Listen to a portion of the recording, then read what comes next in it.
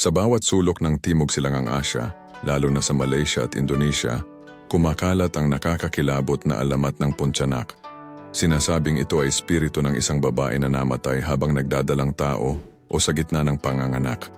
Ayon sa alamat, bumabalik siya bilang isang mapaghiganting multo. Maputi ang balat, mahaba ang itim na buhok, at kadalasang nakabihis ng puting damit na tila binalot ng dugo.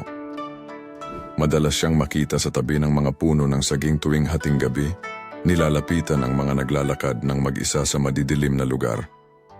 Ang kanyang presensya ay inihahayag ng malakas na sigaw na nakakakilabot at amoy ng bulaklak na plumerya na sumasabay sa hangin.